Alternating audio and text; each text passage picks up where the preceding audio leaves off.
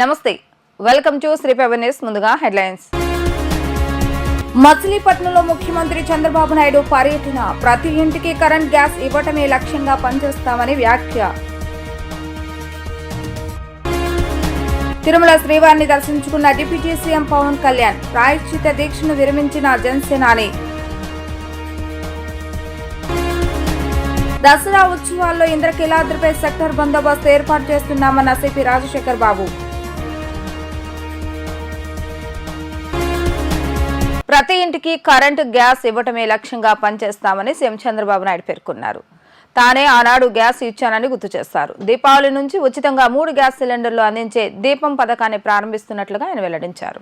గాంధీ జయంతి సందర్భంగా మచిలీపట్నంలో నిర్వహించిన స్వచ్ఛతా హీ సేవా కార్యక్రమంలో చంద్రబాబు నాయుడు పాల్గొని మాట్లాడారు. ఏపీ ప్రజలకు ముఖ్యమంత్రి చంద్రబాబు నాయుడు శుభవార్త చెప్పారు. ఈ రోజు నుంచి చెత్త పన్ను రద్దు చేస్తున్నట్లుగా ఆయన ప్రకటించారు.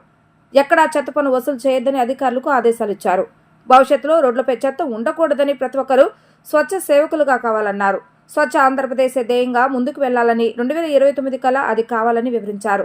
పింగళ వెంకయ్య పేరును మచిలీపట్నం మెడికల్ కాలేజీకి పెడతామని హామీ ఇచ్చారు. నేడు మహాత్మాగాంధీ సేవలను గుర్తు చేసుకుని నివాళులు అర్పిస్తున్నామని చెప్పారు. ఆయన స్ఫూర్తితో స్వచ్ఛతా కార్యక్రమానికి అందరూ ప్రాధాన్యత ఇవ్వాలని అన్నారు. మన ఆరోగ్యం బాగుండాలంటే పరిసరాలను పరిశుభ్రంగా ఉంచుకోవటమేనని వ్యాఖ్యానించారు. గతంలో క్లీన్ అండ్ గ్రీన్ పెట్టి నెలలో 2వ శనివారం అందరూ పాల్గొనేలా చేస్తామని ఆయన గుర్తు చేశారు. వాళ్ళు సిగ్గు లేకుండా రోడ్డు మీద మాట్లాడుతూ ఉంటారు. అందుకే ఆ రోజు చెప్పా, ఎన్నికల కంటే ముందు చెత్త ప్రభుత్వం అని. చెత్త మీద పన్నేశారు గాని చెత్త మాత్రం తొలగించలేదు. ఇంకా ఒక మాట చెప్పాలంటే ఎంత చెత్త ప్రభుత్వం అంటే చెత్త తొలగించకుండా చెత్త మీద పన్నేసి కావాలని ఆ చెత్త తీసుకొచ్చి మన షాపుల ముందు వేసే పరిస్థితికి వచ్చారు. అందుకే ఈ రోజు అనౌన్స్ చేస్తున్నా, ఎక్కడ కూడా చెత్త మీద పన్నేయడానికి వీలు లేదు, రద్దు చేస్తున్నాం. ఈ రోజు నుంచి ఎక్కడ కలెక్ట్ చేయొద్దని మా మంత్రులకు వాళ్ళకి ఆదేశాలు ఇస్తున్నాను. నెక్స్ట్ కేబినెట్ లో పెట్టి అది కూడా ఆర్డర్స్ కూడా ఇష్యూ చేస్తాం. ఎక్కడ ఇది కలెక్ట్ చేయమని చెప్పి కూడా నేను మీకు తెలియజేస్తున్నా. ప్రతి ఒక్క ఇంటికి కరెంట్ ఇవ్వడం, ప్రతి ఒక్క ఇంటికి గ్యాస్ ఇవ్వడం. నేనే ఆ రోజు దీపం పెట్టాను. మా ఆడబిడ్డలు మర్చిపోయారు, అప్పుడప్పుడు మర్చిపోయే ఇబ్బందులు తెచ్చుకుంటున్నాం. నేను ఆ రోజు వంట చేసేటప్పుడు మా తల్లి కష్టాలు చూశాను. వంట ఇంట్లో నుంచి బయట వస్తే కండ్లలో నీళ్లు వచ్చేటివి. దానికి కారణం పొగంతా వెళ్ళేది. ఆ పొగతో ఊపిరితిత్తులు కూడా దెబ్బతినేటివి.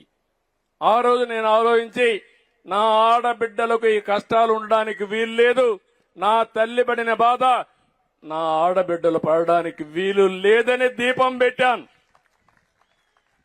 ఇంటింటికి పిలిచి దీపం కనెక్షన్ ఇచ్చాను. అవునా కాదా తల్లి? అయినా మర్చిపోయారు కదా. అప్పుడప్పుడు మర్చిపోతున్నారు. మర్చిపోయినప్పుడు భూతం వస్తా ఉంది. మళ్ళా ఆ భూతాన్ని వదిలించుకోవడానికి మళ్ళీ వస్తున్నాం. ఈ రోజు మళ్ళా హామీ ఇస్తున్నా, దీపావళి నుంచి రేట్లు పెరిగాయి కాబట్టి 3 గ్యాస్ సిలిండర్లు ఉచితంగా ఇచ్చే కార్యక్రమానికి శ్రీకారం చుడుతున్నాం. దీపం నేనే పెట్టాను, గ్యాస్ నేనే ఇచ్చాను, మళ్ళీ ఈ రోజు ఉచితంగా నేనే ఇస్తున్నానంటే అది నా ఆడబిడ్డలకు నా మీదుండే ప్రేమ అని చెప్పి కూడా నేను మీకు తెలియజేస్తున్నా. ప్రతి ఒక్క ఇంటికి గ్యాస్ ఇస్తాం, ప్రతి ఇంటికి పవర్ కనెక్షన్ ఇస్తాం. మార్చి 25 లోపల ఎక్కడన్నా మరుగుదొడ్లు వాడకపోతే మళ్ళా మరుగుదొడ్లు శాంక్షన్ చేస్తాం. కంపల్సరీగా విధిగా మరుగుదొడ్లు వాడే కార్యక్రమానికి మీరు శ్రీకారం చుట్టాలి. కమ్యూనిటీ మరుగుదొడ్లు మళ్ళా కట్టిస్తాం, ఉండేటి ప్రక్షాళన చేస్తాం. బయట పోయినప్పుడు ఎక్కడ కూడా ఆడబిడ్డలకు గాని ఎవరికి గాని మరుగుదొడ్డు లేదనకుండా ఈ కార్యక్రమానికి శ్రీకారం చుడతాం. 2027కి ప్రతి ఒక్క ఇంటికి మంచినీళ్లు ట్యాప్ ద్వారా ఇచ్చే కార్యక్రమానికి శ్రీకారం చుడతాం. ఇది తప్పకుండా జయప్రదం చేస్తాం. ఎన్నికల్లో చాలా స్పష్టంగా చెప్పాం, ఇంటింటికి మంచినీళ్లు ట్యాప్ ద్వారా ఇస్తామని, స్వచ్ఛమైన నీళ్లు ఇస్తామని చెప్పాం. దానికి కట్టుబడి ఉన్నాం. డిప్యూటీ సీఎం పవన్ కళ్యాణ్ తిరుమల శ్రీవారిని దర్శించుకున్నారు. అనంతరం ప్రాయశ్చిత దీక్షను విరమించారు. వారాహి డిక్లరేషన్ బుక్ లో ఆలయం వెలుపలకు పవన్ కళ్యాణ్ వచ్చారు. ఉప ముఖ్యమంత్రి పవన్ కళ్యాణ్ ఉదయం స్వామివారిని దర్శించుకున్నారు. తన ఇద్దరు కుమార్తెలతో కలిసి మహాద్వారం గుండా ఆలయంలోకి పవన్ ప్రవేశించారు. ఈ సందర్భంగా ఆలయం వద్ద ఆయనకు టీటీడీ అధికారులు స్వాగతం పలికారు. అనంతరం తన ఇద్దరు కుమార్తెలతో కలిసి పవన్ శ్రీవారిని దర్శించుకున్నారు. దర్శనం సమయంలో వారాహి డిక్లరేషన్ బుక్ ను స్వామివారి పాదాల వద్ద ఉంచి ఆశీస్సులు పొందారు. ఆ పుస్తకాన్ని చేతపట్టుకుని ఆలయం వెలుపల మీడియాకు ప్రత్యేకంగా చూపించారు. సనాతన ధర్మానికి సంబంధించిన అంశాలతో బుక్ ను రూపొందించినట్లుగా సమాచారం. రేపటి వారాహి సభలో పుస్తకంలోని అంశాలను ప్రజలకు తెలియజేయనున్నారు. దర్శనం తర్వాత అన్నదానం కేంద్రం వద్దకు చేరుకున్నారు. అన్న ప్రసాదాన్ని పవన్ స్వీకరించారు. అన్నదానంలో తనిఖీలు ముగించి అక్కడి నుంచి గాయత్రి నిలయానికి పవన్ కళ్యాణ్ బయలుదేరి వెళ్లారు.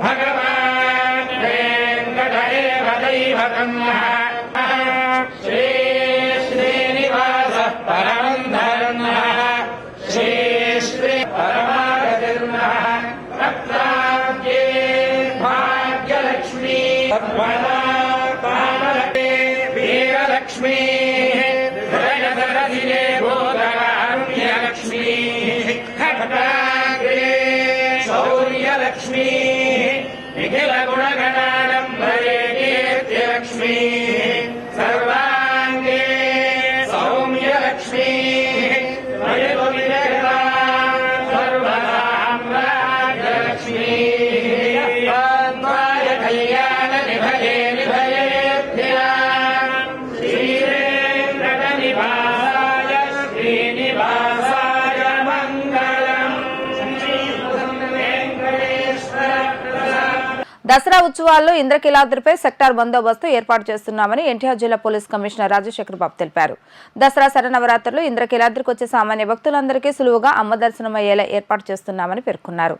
వీఐపీలకు ప్రత్యేకంగా ఒక యాప్ను రూపొందించామని అన్నారు. కోటా ప్రకారమే రోజుకు 2000 వరకు వీఐపీ టికెట్లు ఇస్తామని స్పష్టం చేశారు. సుమారు 4500 మంది పోలీసు బందోబస్తు ఏర్పాటు చేస్తున్నామంటున్న సిపి రాజశేఖర్ బాబుతో మా ప్రతినిధి లిఖిత ఫేస్ టు ఫేస్. ఇంద్రకీలాద్రిపై దేవి శరన్నవరాత్రి ఉత్సవాలకు అధికారులు అన్ని ఏర్పాట్లు చేస్తున్నారు. ఈ నేపథ్యంలో అక్టోబర్ 3 నుంచి 13వ తేదీ వరకు అసలు ఎలాంటి ఏర్పాట్లు చేశారు మనతో మాట్లాడటానికి సిపి రాజశేఖర్ బాబు ఉన్నారు. ఆయన అడిగి తెలుసుకున్నాం. సార్ చెప్పండి, పోలీస్ శాఖ తరఫున అసలు ఎలాంటి ఏర్పాట్లు చేస్తున్నారు, ఎంతమంది బందోబస్తు ఏర్పాటు చేస్తున్నారు ఏంటి? ఈసారి 4500 మంది పోలీస్ సిబ్బందితో ఈసారి కొద్దిగా విస్తృతంగా బందోబస్తు ఏర్పాట్లు చేస్తున్నాము. పోయినసారి కంటే కూడా భిన్నంగా కొంత మెరుగైన బందోబస్తు స్కీమ్ తయారు చేయడం జరిగింది. సో ఇందులో భాగంగా మనము కొన్ని ఇంపార్టెంట్ ఇంటర్వెన్షన్స్ ఈసారి తీసుకోవడం జరిగింది. ముఖ్యంగా ఎవరైతే 500 రూపాయల క్యూలో కాకుండా బయటకి ఎవరైతే ఎటువంటి పాస్ లేకుండా పాత రాజగోపురం కింద నుంచి దర్శనం చేసుకున్నారో అటువంటి వాళ్ళందరూ కూడా ఈసారి అకౌంటబిలిటీ ఫిక్స్ చేసేసి వారు కూడా ఖచ్చితంగా పాసెస్ తీసుకోవాలనే ఉద్దేశంతో ఈసారి కొంత ఒక మొబైల్ యాప్ని తయారు చేయడం జరిగింది. కొందరు విఐపి పాస్ ఉంటే తప్పనిచ్చి లోపలికి అలౌ చేయకుండా కొన్ని చర్యలు తీసుకున్నాము. ఇది కాక విఐపి మూమెంట్ని కూడా ప్రతిసారి విఐపీస్ మోడల్ గెస్ట్ దగ్గరకు వచ్చి మోడల్ గెస్ట్ దగ్గరికి వెళ్ళే పరిస్థితి. ఈసారి అది లేకుండా అందరు కూడా పున్నమి ఘాట్ దగ్గరకు వచ్చి పున్నమి ఘాట్ నుంచి వెళ్ళేటట్టు, అంటే కనకదుర్గ ఫ్లైఓవర్ ఎక్కి అటువైపున పున్నమి ఘాట్ దగ్గరికి వెళ్ళి పున్నమి ఘాట్ దగ్గర వెహికల్ మారేసేసి విఐపీస్ పోవాల్సిన పరిస్థితి ఉంది. ఒకవేళ మంత్రులు కానీ లేదంటే గౌరవ న్యాయమూర్తులు కానీ ఇటువంటి వారు మాత్రము వారి వెహికల్లో వెళ్ళే అవకాశం ఉంటుంది. మిగతా వాళ్ళందరూ కూడా వెహికల్ మారి వెళ్లాల్సిన అవసరం ఉంది. సో ఇటువంటివన్నీ కూడా మనము కొన్ని కొత్తగా ఇంటర్వెన్షన్స్ తీసుకున్నాము. అదేవిధంగా ఈసారి మనము ఎక్కువ పార్కింగ్ ప్లేసెస్ ఐడెంటిఫై చేయడం జరిగింది.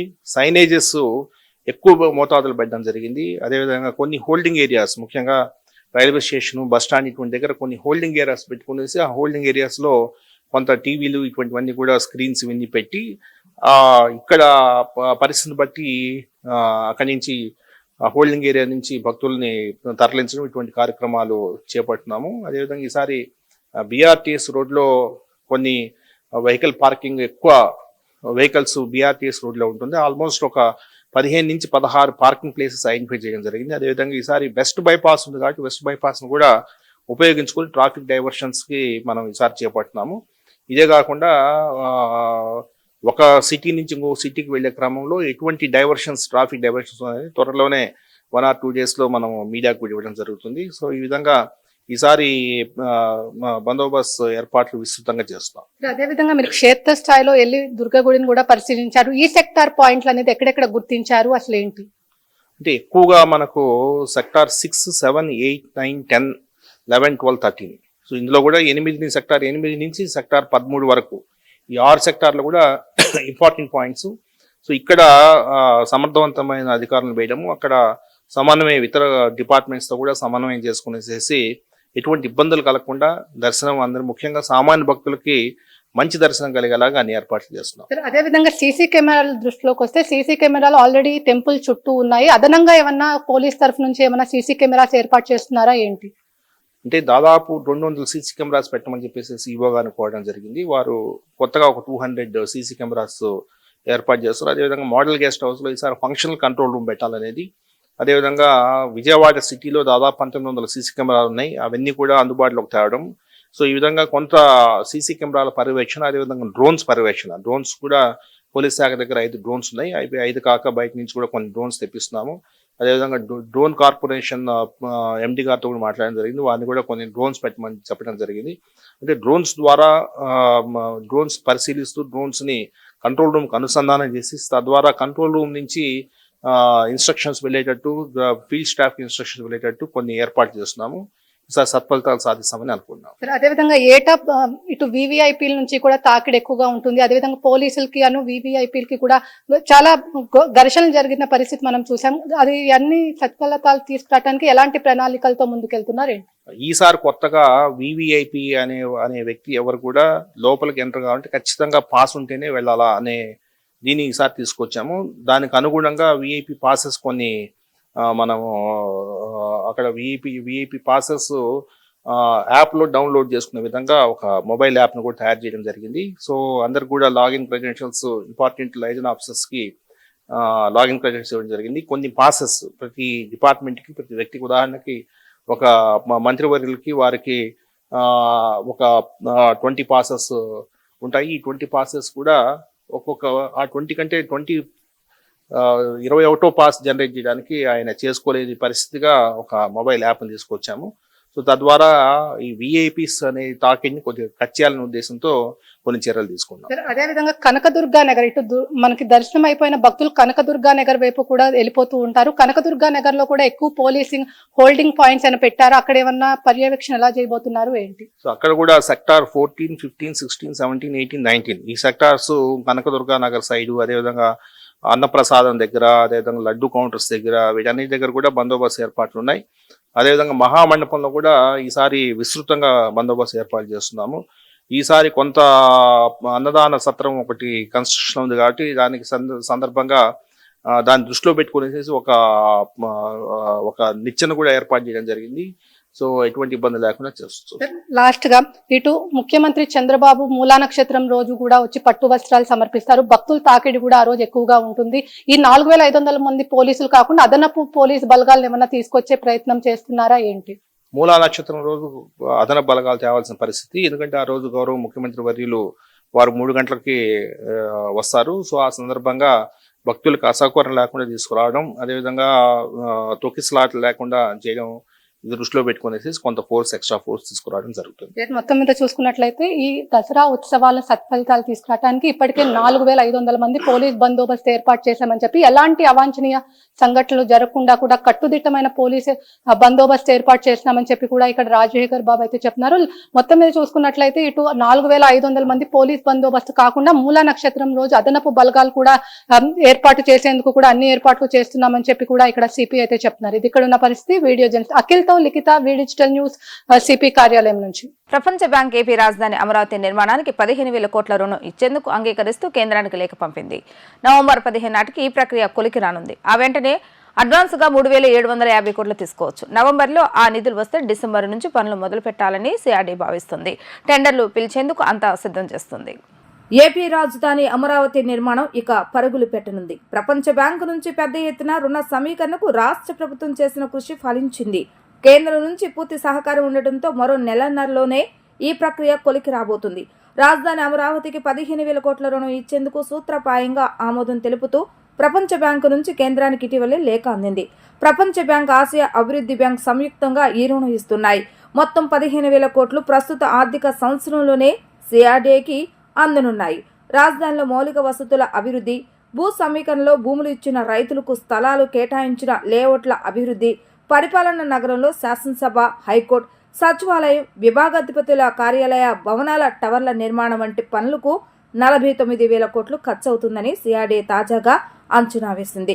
15,000 కోట్లు ప్రస్తుత ఆర్థిక సంవత్సరంలోనే వస్తుండటంతో దానికి అనుగుణంగా సిఆర్డీ నిర్మాణ ప్రణాళికలు సిద్ధం చేస్తుంది. ప్రపంచ బ్యాంకు, ఏడీబీ రుణం మంజూరుకు సంప్రదింపులు అన్ని వేగంగా జరుగుతున్నాయి.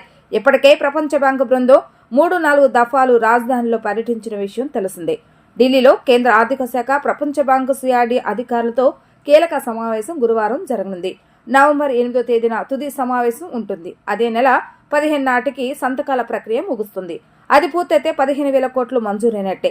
ఆ వెంటనే మొత్తం రుణంలో 25% అంటే 3,750 కోట్లు అడ్వాన్స్ గా తీసుకోవచ్చు. నవంబర్లో ఆ నిధులు వస్తే డిసెంబర్ నుంచి పనులు మొదలు పెట్టాలని సిఆర్డీ భావిస్తుంది. టెండర్లు పిలిచేందుకు అంతా సిద్ధం చేస్తుంది. సీఎం చంద్రబాబు నాయుడు కృష్ణా జిల్లా మచిలీపట్నంలో పర్యటించారు. గాంధీ జయంతి సందర్భంగా నిర్వహించిన స్వచ్ఛతా హీ సేవా కార్యక్రమంలో ఆయన పాల్గొన్నారు. విద్యార్థులు పారిశుద్ధ కార్మికులతో కలిసి స్వయంగా చీపురు పట్టి ఊడ్చారు. పారిశుద్ధ కార్మికులతో మాట్లాడి వారి సమస్యలను తెలుసుకున్నారు. నేషనల్ కాలేజ్ ప్రాంగణంలో గాంధీ విగ్రహానికి చంద్రబాబు నాయుడు నివాళులర్పించారు. స్వతంత్రం కోసం బాపూజీ చేసిన పోరాటాన్ని గుర్తు చేశారు. ముఖ్యమంత్రి చంద్రబాబు నాయుడు నేడు మచిలీపట్నంలో పర్యటించారు. గాంధీ జయంతి అయిన ఈ రోజు నిర్వహించిన స్వచ్ఛతా హీ సేవా కార్యక్రమంలో చంద్రబాబు నాయుడు పాల్గొన్నారు. ఆయన వీధులను చీపురు పట్టుకుని ఊడ్చారు. పరిసరాలు పరిశుభ్రంగా ఉంటే వ్యాధులకు దూరంగా ఉంటామని చెప్పారు. పట్టణమైనా గ్రామమైనా శుభ్రంగా ఉండేలా చూసుకోవాల్సిన బాధ్యత ప్రజలదేనని చంద్రబాబు నాయుడు అన్నారు. విద్యార్థులు, మున్సిపల్ సిబ్బందితో కలిసి ఆయన రోడ్లను శుభ్రం చేశారు. తర్వాత పారిశుద్ధ కార్మికుల సమస్యలను స్వయంగా అడిగి తెలుసుకున్నారు. తర్వాత నేషనల్ కాలేజీ ప్రాంగణంలో గాంధీ విగ్రహానికి నివాళులర్పించిన చంద్రబాబు నాయుడు దేశానికి గాంధీజీ చేసిన సేవలు గుర్తు చేసుకున్నారు. ఆయన వల్లనే స్వతంత్రం సాధ్యమైందని అన్నారు. ఆయన చేసిన పోరాటం కూడా అందరికీ స్ఫూర్తిదాయకమని చంద్రబాబు నాయుడు ఈ సందర్భంగా కొనియాడారు. డిప్యూటీ సీఎం పవన్ కళ్యాణ్ చిన్న కుమార్తె పొలేన అంజనా తిరుమల శ్రీవారి దర్శనానికి డిక్లరేషన్ ఇచ్చారు. టీడీడీ ఉద్యోగులు తీసుకొచ్చిన డిక్లరేషన్ పత్రాలపై సంతకాలు చేశారు. పొలేన మైనర్ కావడంతో ఆమె తరపున తండ్రిగా పవన్ కూడా ఆయా పత్రాలపై సంతకాలు చేశారు. డిప్యూటీ సీఎం పవన్ కళ్యాణ్ తన 2 కుమార్తెలతో కలిసి స్వామివారి దర్శనానికి వచ్చారు. ఆద్య, అంజనీలతో కలిసి స్వామి దర్శనానికి వెళ్లే ముందు టీడీడీ సాంప్రదాయాల ప్రకారం ఆయన కుమార్తె పలీనా అంజనాతో డిక్లరేషన్ ఇప్పించారు. అంజనీ మైనర్ కావడంతో ఆమె తరపున పవన్ కళ్యాణ్ డిక్లరేషన్ ఫామ్ లో సంతకాలు చేశారు. అనంతరం స్వామివారి దర్శనానికి వెళ్లిన పవన్ కళ్యాణ్ చూసేందుకు అభిమానులు పోటెత్తారు. గత వారం తిరుమల శ్రీవారి దర్శనానికి ముందు మాజీ సీఎం డిక్లరేషన్ ఇవ్వాలని డిమాండ్ రావడంతో చివరి నిమిషంలో ఆయన దర్శనాన్ని రద్దు చేసుకున్నారు. డిక్లరేషన్ ఇవ్వటం ఇష్టం లేక దర్శనాన్ని రద్దు చేసుకున్నారని కూటమి పార్టీలు విమర్శించాయి. తాజాగా పవన్ కళ్యాణ్ తిరుమల దర్శనం కోసం వచ్చారు. ఆయన కుమార్తెలో ఒకరైన ఆద్యకు క్రైస్తవ సాంప్రదాయం ప్రకారం గతంలో బాప్తిజం ఇప్పించడం, సతీమణి క్రైస్తవురాలు కావడంతో రాజకీయ విమర్శలు తలెత్తకుండా జాగ్రత్త పడ్డారు. దర్శనానికి ముందే కుమార్తెతో డిక్లరేషన్ ఇప్పించారు. దేవి శరన్నవరాత్రి ఉత్సవాలకు ఇంద్రకీలాద్రి ముస్తాబైంది. అక్టోబర్ 3 నుంచి 13వ తేదీ వరకు ఒక్కరోజు ఒక్కొక్క అలంకారంతో అమ్మవారు భక్తులకు దర్శనమిస్తారు. అన్ని శాఖల సమన్వయంతో దసరా మహోత్సవాలు విజయవంతం చేస్తామని ఈవో రామారావు తెలిపారు. వీఐపీలకు ప్రోటోకాల్ సమయాలు ఏర్పాటు చేస్తామని పేర్కొన్నారు. సుమారు 15 లక్షల మంది భక్తులు అమ్మవారి దర్శనానికి వస్తున్నారంటున్న ఈవో కేఎస్ రామారావుతో మా ప్రతినిధి ఫేస్ టు ఫేస్. ఇంద్రకీలాద్రిపై దేవి శరన్నవరాత్రి ఉత్సవాలకు ఇప్పటికే అన్ని ఏర్పాట్లు కూడా చేశారు. అదేవిధంగా మంత్రి దేవాదాయ శాఖ మంత్రి ఆధ్వర్యంలో ఇప్పటికే ఎన్నో సమన్వయ కమిటీలు కూడా ఏర్పాటు చేసి భక్తులకు ఎలాంటి అవాంఛనీయ సంఘటనలు జరగకుండా ఇటు పోలీస్, రెవెన్యూ, అదేవిధంగా మొత్తం అన్ని శాఖలు కూడా సమన్వయంతో కూడా భక్తులు అన్ని ఏర్పాట్లు కూడా చేశారు. అసలు ఇంద్రకీలాద్రి నుంచి అసలు ఎలాంటి భక్తులకు ఎలాంటి ఏర్పాట్లు చేశారో మనతో మాట్లాడటానికి ఈవో కేఎస్ రామారావు ఉన్నారు. ఆయన అడిగి తెలుసుకున్నాం. సార్ చెప్పండి, ప్రధానంగా అసలు ఎలాంటి ఏర్పాట్లు చేశారు భక్తుల కోసం, అసలు ఏంటి? శ్రీమాతులే నమః. ఇంద్రకీలాద్రి పైన శరన్నవరాత్రి మహోత్సవాలు చాలా వైభవంగా జరుగుతాయి. భారతదేశంలోనే ప్రతిష్టాత్మకంగా జరిగేటువంటి కార్యక్రమాల్లో ఈ పండుగ, ఇది రాష్ట్ర పండుగ కూడా మనం జరుపుకుంటున్నాం. ఈ సందర్భంగా ఎక్కువ మంది భక్తులు వస్తారు కాబట్టి ప్రభుత్వం కూడా ఈసారి ప్రత్యేకమైన దృష్టి సారించి అలా హారతులను అభివృద్ధి చెందించడం కావచ్చు, లేదా ప్రజల మధ్యలో ఈ పండుగకు సంబంధించినటువంటి సమాచారాన్ని విస్తృతంగా పంపడానికి, అలాగే శోభాయమానంగా తీర్చిదిద్దడానికి కృతనిశ్చయంతో ఉండి చాలా కార్యక్రమాలను ఏర్పాటు చేసింది. భక్తులను ముఖ్యంగా వచ్చిన తర్వాత ఎక్కువసేపు క్యూ లైన్లో ఉంచకుండా ఆ హోల్డింగ్ పాయింట్స్లో కాస్త వాళ్ళు సేద తీరనిచ్చి, అలాగే అక్కడ వాళ్ళకి ఏదైనా అవసరాలు ఉంటే వాళ్ళ టికెట్స్ ఏమైనా తీసుకుంటామంటే అలా చేసి వాళ్ళని బస్సుల్లో ఇక్కడికి తరలించాలని ప్రయత్నిస్తున్నాము. కాబట్టి ఘాట్ రోడ్లో వచ్చి దర్శనం చేసుకోవాలా, 2 వీలర్స్ కానీ లేదా బైక్స్లో కానీ 4 వీలర్స్లో కానీ పైకి వచ్చే ప్రయత్నాన్ని తగ్గించి డైరెక్ట్గా పున్నమి ఘాట్లో నుంచి మేము ఏర్పాటు చేసినటువంటి బస్సుల్లో పైకి రావాల్సిందిగా నేను విజ్ఞప్తి చేస్తున్నాను. అలా వచ్చినట్లయితే అనుకూలంగా ఉంటుంది. దర్శనానంతరం మరి ఆ బస్సులో వాళ్ళు ఆ ప్రదేశానికే డ్రాప్ చేయడం జరుగుతుంది. ఈ సౌకర్యాలను దేవస్థానం ఇచ్చే సౌకర్యాలను వినియోగించుకోవాల్సిందిగా భక్తులను కోరుతున్నాను. సార్, గత ఏడాది 13 లక్షల మంది అమ్మవారిని దర్శించుకున్నారు. ఈ ఏడాది ఎంతమంది అంటే పెరిగే అవకాశమే ఉంటుంది. వాళ్ళకి వచ్చిన భక్తులకు అసలు ఎలాంటి ఏర్పాట్లు చేశారంటే క్యూ లైన్ మార్గం ద్వారా వచ్చే భక్తులకు కానీ ఇటు వృద్ధులు, వికలాంగులు కూడా వస్తూ ఉంటారు. వాళ్ళకి అసలు ఎలాంటి ఏర్పాట్లు చేశారు, అసలు ఏంటి? మీరు చెప్పినది కరెక్టే. ఎందుకంటే సంఖ్య పెరిగే అవకాశం ఉంది. గత సంవత్సరంలో ఏ ఉత్సవం చూసినా చాలా పెద్ద సంఖ్యలోనే వచ్చారు. అవి ఆషాఢ మాసపు సారే సంబంధించినటువంటి కావచ్చు, లేదా శాకంబరి ఉత్సవాలు కావచ్చు, మిగతా ఏదైనా కూడా ఎక్కువ సంఖ్యలోనే ఇక్కడికి భక్తులు వస్తూ ఉన్నారు. మరి దాన్ని ఉద్దేశించి గత సంవత్సరం కన్నా ఇంకాస్త ఎక్కువ సంఖ్యలో రావచ్చు అని అనుకుంటున్నాము. 14 నుంచి 15 లక్షల మంది దర్శించుకోవచ్చు అనేటువంటి ఒక అంచనాతో ఉన్నాం. కాస్త ఎక్కువ దీంట్లో మార్పులు జరగవచ్చు. అదేవిధంగా ఇప్పుడు పోలీస్ బందోబస్తు ఉంది. ఇప్పుడు మనం చూసుకున్నట్లయితే దేవస్థానం అధికారులు కానీ, మీడియా ప్రతినిధులు కానీ పోలీసులతో ఎప్పుడు వాగ్వివాదం చేసుకునే అదేవిధంగా ఇంద్రకీలాద్రి చుట్టుపక్కల కూడా ఇప్పటికే 200 సీసీ కెమెరాలు కూడా ఉన్నాయి. అదనంగా ఏమైనా సీసీ కెమెరాలు ఏర్పాటు చేస్తున్నారా? ఒకవేళ అంటే ఇప్పుడు ట్రాఫికింగ్ తగ్గించడానికి సీసీ కెమెరాలు కానీ అలాంటిది ఏమైనా ఏర్పాటు చేశారా ఏంటి?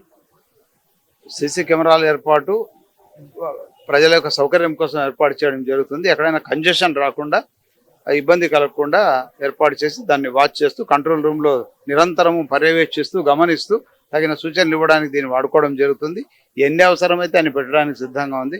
భక్తుల సౌకర్యమే ఇక్కడ ప్రథమ ఉద్దేశంగా పనిచేస్తున్నాము.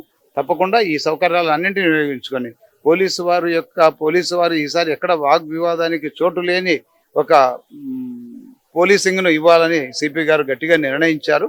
తప్పకుండా వాళ్ళు కూడా డ్యూటీ మీద వస్తారు. భక్తులకు సహకరించడానికి వాళ్ళు వచ్చి ఉన్నారు. అంటే భక్తులు సంయమనంతో ఉండాలి. ఎక్కువ సంఖ్యలో వచ్చినప్పుడు కాస్త రద్దీ ఉంటుంది.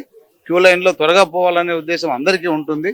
కానీ అమ్మవారి దగ్గర ఎంతసేపు ఇక్కడ ఉండగలిగితే అంత మంచిదనే భావన వాళ్ళలో కలిగినప్పుడు వాళ్ళ శ్రమకు లోను కాకుండా కాసేపు ఓపికగా ఉంటారు.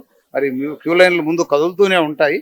తప్పకుండా అందరికీ చేస్తాం. పోలీసు, రెవెన్యూ, అలాగే విఎంసి వారి యొక్క సహకారంతో మేము ఈ దర్శనాలను ఏర్పాటు చేస్తాం. సార్, అదే విధంగా వివిఐపి తాకిడి కూడా ఎక్కువగా ఉంటుంది. మొదటి నుంచి మూలా నక్షత్రం వరకు కూడా వివిఐపి తాకిడి కూడా, అంటే మంత్రుల కుటుంబ సభ్యులు కావచ్చు, లేదంటే ముఖ్యమంత్రి, ఓఎస్టీ కుటుంబ సభ్యులు అందరూ కూడా దానికి ఏమైనా ప్రత్యేకంగా ప్రోటోకాల్ దర్శనాలకు ఏమైనా ఏర్పాటు చేశారా? అంటే సెపరేట్ టైం స్లాట్ ఏమైనా ఏర్పాటు చేశారా ఏంటి?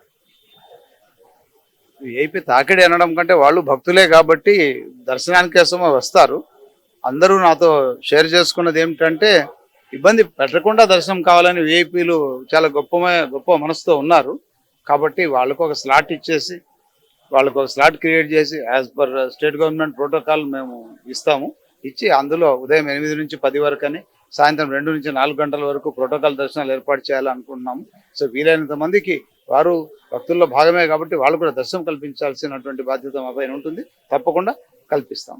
మొత్తం మీద చూసుకున్నట్లయితే సామాన్య భక్తులకు పెద్దపీట వేసేందుకు ఈ దసరా ఉత్సవాలు ఏర్పాటు చేశామని, అదేవిధంగా అన్ని శాఖల సమన్వయంతో కూడా దసరా ఉత్సవాల్ని విజయవంతం చేసేందుకు తామంతా కృషి చేస్తున్నామని చెప్పి, అదేవిధంగా 15 లక్షల మంది వస్తారని అంచనా వేస్తున్నాము, దానికి తగ్గ ఏర్పాట్లు కూడా చేస్తామని చెప్పి కూడా ఇక్కడ ఈవో రామారావు అయితే చెప్తున్నారు. ఇది ఇక్కడ ఉన్న పరిస్థితి. వీడియో జర్నలిస్ట్ అఖిల్తో లిఖిత, డిజిటల్ న్యూస్, ఇంద్రకీలాద్రి నుంచి. రాష్ట్రంలో ఉన్న ప్రజలందరూ ఆరోగ్యాలతో పాటు రాష్ట్రం సుభిక్షంగా ఉండాలన్న సంకల్పంతో సీఎం చంద్రబాబు నాయుడు గతంలో నదీ హారతులు ప్రారంభించారని దేవాదాయ శాఖ మంత్రి ఆనం రామనారాయణ రెడ్డి తెలిపారు. గత ప్రభుత్వ హారతులను కొనసాగించకపోవడంతో ప్రస్తుతం అధికారంలోకి వచ్చిన కూటమి ప్రభుత్వం సీఎం చంద్రబాబు నాయుడు ఆదేశాల మేరకు తిరిగి కృష్ణమ్మకు పంచహారతుల కార్యక్రమాన్ని ప్రారంభిస్తున్నామని తెలిపారు. పంచహారతుల కనుల పండుగ కొనసాగాయి. దుర్గమ్మ భక్తులు ఎంతో పవిత్రంగా భావించే దుర్గాఘాట్లో పంచహారతుల కార్యక్రమాన్ని రాష్ట్ర దేవాదాయ శాఖ మంత్రి ఆనం రామనారాయణ రెడ్డి, ఎమ్మెల్యేలు గద్దె రామ్మోహన్ రావు, ఎలమంచిలి సుజనా చౌదరి, పలువురు ప్రముఖులు, దేవస్థాన వేద పండితులు లాంఛనీయంగా పూజా కార్యక్రమాలతో ప్రారంభించారు. పవిత్రమైన కృష్ణమ్మ పంచహారతుల కార్యక్రమాన్ని తిలకించిన ప్రతి ఒక్కరూ మంత్రముగ్ధులయ్యారు. ఈ సందర్భంగా మంత్రి ఆనం రామనారాయణ రెడ్డి వేద పండితులను ఘనంగా సత్కరించారు. ఈ రోజు నుంచి దుర్గాఘాట్లో కృష్ణమ్మకు పంచహారతులు సమర్పించడం జరుగుతుందని మంత్రి ఆనంద్ స్పష్టం చేశారు.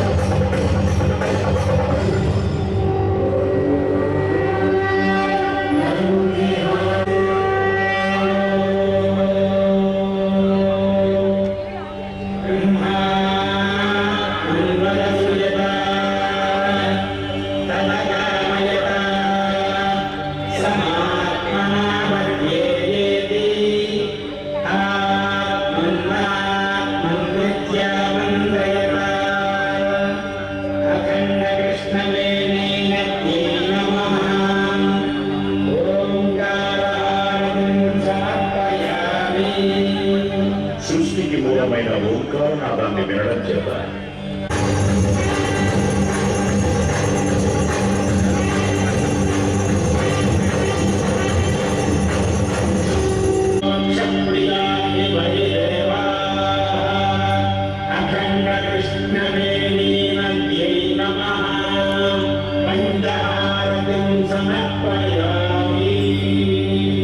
సత్యోజాత వామదేవ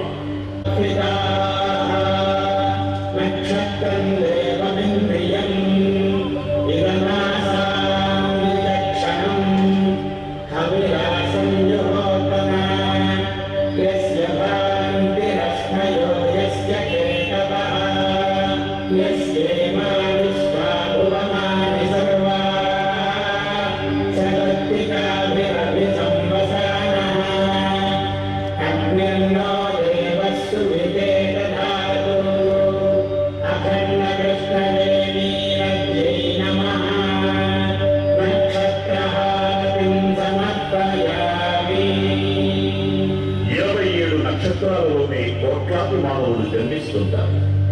మానవ జీవనానికి నక్షత్రాలు మూలం. నక్షత్రహారతి దర్శనం వల్ల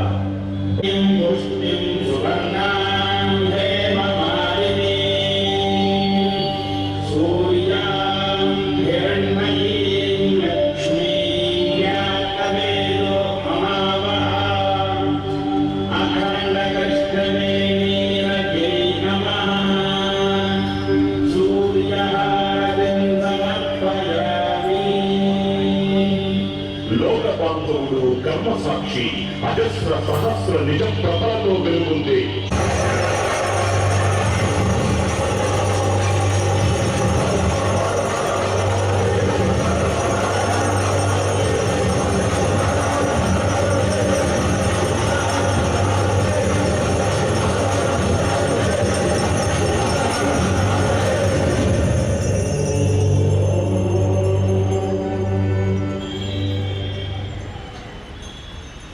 విజయవాడలో వెలిసి ఉన్న శ్రీ శ్రీ శ్రీ దుర్గా మల్లేశ్వర స్వామి ఆ దేవి యొక్క నవరాత్రుల కార్యక్రమం విజయవంతంగా నడపాలని, శోభాయమానంగా కూడా ఉంచాలని, అత్యంత పవిత్రంగా నవరాత్రి ఉత్సవాలకి రాష్ట్ర నలుమూలల నుంచే కాకుండా ఇతర రాష్ట్రాల నుంచి కూడా వస్తున్నటువంటి భక్తులకి, అలాగే వచ్చేటువంటి యాత్రికులకు అందరికి కూడా సాదరంగా స్వాగతం పలుకుతూ పెద్ద ఎత్తున ఏర్పాట్లు చేయడానికి రాష్ట్ర ప్రభుత్వం నుంచి గౌరవనీయులైన మా ముఖ్యమంత్రి గారు శ్రీ చంద్రబాబు నాయుడు గారి ఆదేశాల మేరకు శాసనసభ్యులం, పార్లమెంటు సభ్యులం, అలాగే ప్రధానమైనటువంటి మంత్రులు అందరం కలిసి ఈరోజు సమీక్షించుకొని ఏ విధంగా ఈ యొక్క ఉత్సవాలని మనం నడపాలి అనే దానిలో ఇప్పటికే అనేక సందర్భాల్లో తీసుకున్న అన్ని నిర్ణయాలను అమలు చేయడానికి అధికార యంత్రాంగంతో మాట్లాడి వాళ్ళకి ఒక మంచి ఆలోచన విధానాన్ని రూపకల్పనని ఇవ్వడం జరిగింది. అదేవిధంగా మొదటి రోజు ఈ ఉత్సవాలు ప్రారంభం 9 గంటలకు ఆలయం తలుపులు తీసి ప్రారంభించడం జరుగుతుంది.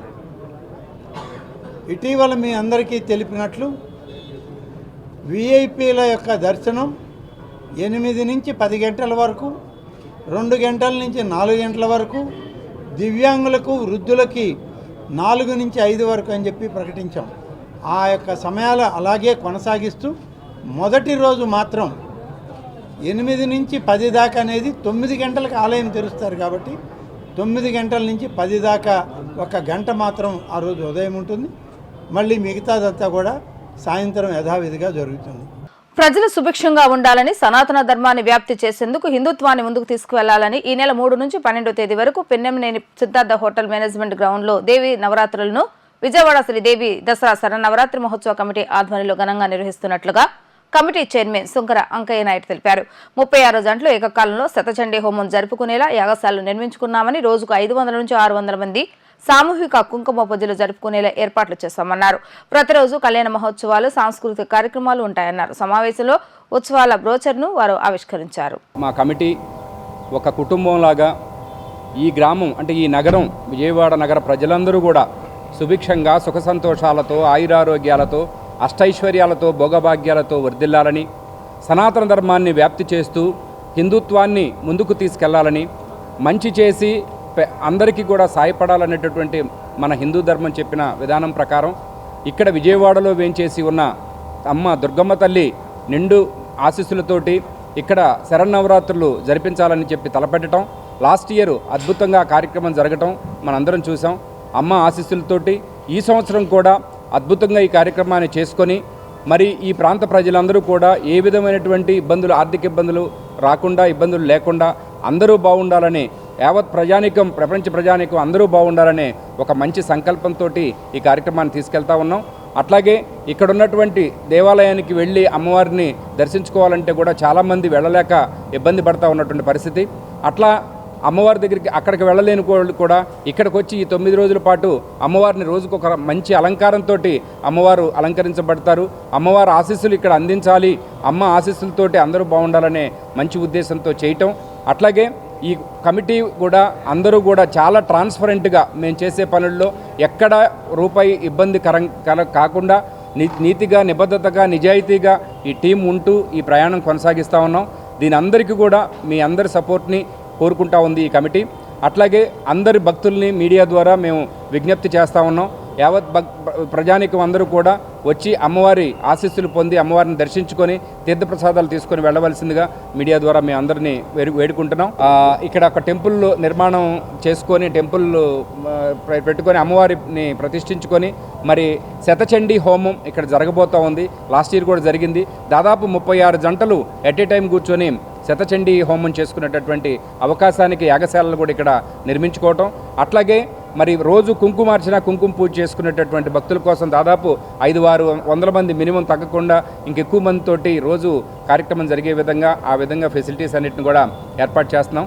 వీటన్నిటికీ మాకు సహకరిస్తున్నటువంటి భక్తులందరికీ కూడా పేరు పేరున మా హృదయపూర్వక ధన్యవాదాలు, నమస్కారాలు తెలియజేస్తూ మాకు ఈ కార్యక్రమానికి స్పాన్సర్ చేస్తున్నటువంటి స్పాన్సర్స్ అందరినీ కూడా పేరు పేరున వారికి కృతజ్ఞతలు తెలియజేస్తూ అందరూ ఈ కార్యక్రమాన్ని సద్వినియోగం చేసుకొని ప్రతిరోజు అమ్మవారిని దర్శించుకొని అమ్మవారి ఆశీస్సులు పొందాలని అందరూ బాగుండాలని మరి మనస్ఫూర్తిగా కోరుకుంటూ మీ అందరికీ హృదయపూర్వకంగా మా కమిటీ తరఫున ధన్యవాదాలు తెలియజేస్తా ఉన్నాం. విశ్వమాత ఫౌండేషన్ పోయిన సంవత్సరం మొదలుపెట్టినప్పుడు లేదు, ఇప్పుడు ఆథెంటిక్గా ఉండాలని వచ్చిన రసీట్లకు తగ్గిన డబ్బు తీసుకున్నదంతా కూడా సద్వినియోగం చేస్తామని ఇది కూడా ఖచ్చితంగా ఉంటుంది ఉద్దేశంతో అది చక్కగా స్టార్ట్ చేశారు. వారంతా చాలా విశదీకరించి చెప్పారు. అమ్మవారి గుడి దగ్గరికి వెళ్ళొచ్చు, కానీ ఈ చుట్టుపక్కల వాళ్ళు విలేజెస్ వాళ్ళు అక్కడ దాకా వెళ్ళటం అక్కడ చాలా రష్గా ఉంటుంది. ఇక్కడైతే బాగా ఉంటుంది. లాస్ట్ ఇయర్ దాదాపు 80,000 మంది పోయినా చూసుంటారు. మనకి లెక్క పెట్టింది 80,000 మంది. వాళ్ళందరూ చక్కగా సద్వినియోగం చేసుకుని అందరూ చాలా బాగుందని చెప్పారు. నేను కృష్ణ గారు మొదలుపెట్టి ప్రోత్సహించి అందరినీ ఒక తీసుకొచ్చి ఒక చక్కగా చేశారు. కాబట్టి అప్పుడే నెక్స్ట్ ఇయర్ కూడా చేద్దామని భరోసా అప్పుడే ఇచ్చాము. సో ఆ విధంగా మనం అందరం కూడా డబ్బులకే కాదు, డబ్బుల కోసం కాదు, అందరూ సనాతన ధర్మం అంటే తెలుసుకొని ఆధ్యాత్మికంగా ప్రోగ్రెస్ అయ్యి మంచి పనులు చేయాలని మనం అంతా ఆనందంగా ఆహ్లాదంగా ఆరోగ్యంగా ఆయుష్తో బతికినంతకాలం ఆరోగ్యంగా ఉండి చేయాలని, దేశంలో సేవ కోసం ప్రజల సేవ కోసం ఎప్పుడు ఇచ్చేవాడు ఎవరికి ఇస్తాడు? లేనివాడికి. ఆ లేని వాళ్ళని కూడా ఉద్ధరించాలనే ఉద్దేశంతో వాళ్ళకు కూడా ఈ ఆధ్యాత్మిక శక్తితో వాళ్ళు కూడా పైకి వస్తారనే ఉద్దేశంతో మనం ఇంత కార్యక్రమాన్ని పెట్టుకున్నాం. ఈ యొక్క విశ్వమాత ఫౌండేషన్ వారి శ్రీ దేవీ శరన్నవరాత్రి మహోత్సవ కమిటీ వారి ఆధ్వర్యంలో నిర్వహిస్తున్నటువంటి దేవీ శరన్నవరాత్రి మహోత్సవములు క్రితం సంవత్సరం అంగరంగ వైభవపేతంగా భక్తులందరికీ కూడా ఆ అమ్మవారి యొక్క శక్తిని సంపూర్ణ అనుగ్రహాన్ని కలగజేసే విధంగా చాలా వైభవపేతంగా నిర్వహించడం జరిగింది. దాని స్ఫూర్తితోనే ఈ యొక్క సనాతన ధర్మాన్ని కాపాడాలి, అందరికీ కూడా అమ్మదయ కలిగించాలి అనేటువంటి ఒక స్ఫూర్తిని ఈ యొక్క కమిటీ వారందరూ కూడా తీసుకొని అదే రకంగా కాకుండా ఇంకా వైభవంగా అందరికీ కూడా సదుపాయాలు చేస్తూ ఇక్కడ ఈ 10 రోజులు ఈ అమ్మవారి దేవీ శరన్నవరాత్రి మహోత్సవాల్లో 10 రోజులు అమ్మవారి యొక్క అలంకారాలతో కూడుకొని వివిధ అలంకారాలతో అమ్మవారిని అలంకరింపజేసి ఈ యొక్క దర్శనాన్ని ఇప్పిస్తూ దీనితో పాటుగా ఈ యొక్క లోక కళ్యాణార్థమై మన జరుగుతున్నటువంటి ప్రతిబంధకాలు అనేక రకంగా మనం అనుభవిస్తూ ఉన్నాం, చూస్తూ ఉన్నాం. పంచభూతాల ద్వారా మనం అనుభవిస్తున్నటువంటి ప్రతిబంధకాలు, కరోనా లాంటి విషజ్వరాలు, మనం వచ్చినటువంటి వరదలు లాంటివి, ఇటువంటివన్నీ కూడా పంచభూతాలన్నిటికీ కూడా కలిగినటువంటి అపరాధం అవ్వచ్చు, దేవతలకు కలిగినటువంటి దోషాలు అవ్వచ్చు. ఇవన్నీ కూడా మనకి కలగకుండా ఈ యొక్క అందరికీ విశ్వశాంతి కలగాలి, అందరూ సుఖంగా ఉండాలి, సౌఖ్యంగా ఉండాలి, ఆయుర ఆరోగ్యాలతో ఆ పరమేశ్వరుడు ఇచ్చిన మానవ జన్మను సార్థకత చేసుకోవాలన్న దృష్టితో ఇక్కడ శతచండీ పూర్వక మహారుద్ర యాగం, దశవిధ మహావిద్యా హోమాలు అనేటువంటి అత్యంత శక్తి కలిగినటువంటిది మనకి సమస్తమైనటువంటి భోగభాగ్యాలు కలగజేసేటువంటి మహత్తరమైన కార్యక్రమాన్ని ఏర్పాటు చేసి ఉన్నారు. సహజంగా మనం ఈ చండీ హోమాలు అవన్నీ మనం చూస్తూ ఉంటాం, కానీ అలా కాకుండా ప్రతి భక్తులు కూడా ఇక్కడ చండీ హోమాన్ని చేసుకునే రకంగా హోమకుండాలు ఏర్పాటు చేయడం, వాళ్ళ చేతి ఈ చండీ హోమ కార్యక్రమాలన్నీ జరిపించడం, ప్రతి సువాసిని కూడా ఇక్కడికి వచ్చి కుంకుమార్చన చేసుకునే రకంగా లక్షాధికం, అంటే లక్ష అంటే సరిపోదు, ఒక విధంగా దగ్గర 10 రోజుల మీద 1 కోటి కూడా పూర్తవుతుంది. అటువంటి కుంకుమార్చనలు ప్రతి సువాసిని వచ్చి వాళ్ళు స్వయంగా చేసుకునే రకంగా ఏర్పాటు చేయడం, ప్రతి నిత్యము కూడా మనందరికీ జగతఃపితరో వందే పార్వతీ పరమేశ్వరం అని చెప్పని ఈ జగత్ మొత్తానికి కూడా మాతాపితరులైనటువంటి పార్వతీ పరమేశ్వరులకి నిత్యము కళ్యాణం, నిత్య కళ్యాణం, పచ్చతోరణం అని చెప్పని తిరుపతి దేవస్థానం, పెద్ద దేవస్థానాల్లో జరుగుతూ ఉంటాయి. అటువంటి కళ్యాణాన్ని ఇక్కడ ప్రతిరోజు 10 రోజులు కూడా నిర్వహించడం జరుగుతుంది. ఈ కళ్యాణం జరగడం అనేటువంటిది కేవలం పెళ్లి అనే శబ్దం కాదు. ఇక్కడ కళ్యాణం అంటే శుభం, శోభనం అని అర్థం. అంటే మన చుట్టూ ఉన్నటువంటి పరిసరాలు అందరూ కూడా ఎల్లవేళలా ఆయురారోగ్యాలతో ఉండాలి, ఎటువంటి దుష్ఫలితాలు, దుష్ప్రభావాలు మనకు కలగకుండా ఉండాలని చెప్పని అటువంటి కళ్యాణ మహోత్సవాన్ని ఏర్పాటు చేసి ఉన్నారు. వార్తలు ముగించే ముందు హెడ్లైన్స్ మరొకసారి. మచిలీపట్నంలో ముఖ్యమంత్రి చంద్రబాబు నాయుడు పర్యటన, ప్రతి ఇంటికి కరెంట్ గ్యాస్ ఇవ్వటమే లక్ష్యంగా పనిచేస్తామని వ్యాఖ్య. తిరుమల శ్రీవారిని దర్శించుకున్న డిప్యూటీ సీఎం పవన్ కళ్యాణ్, ప్రాయశ్చిత దీక్షను విరమించిన జనసేనాని. దసరా ఉత్సవాల్లో ఇంద్రకీలాద్రిపై సెక్టర్ బందోబస్తు ఏర్పాటు చేస్తున్నామన్న సిపి రాజశేఖర్ బాబు. ఇవి ఈ రోజు వార్తా విశేషాలు. మరలా తిరిగి ప్రసారం అవుతారు. మళ్ళీ కలుద్దాం. అంతవరకు సెలవు. నమస్కారం.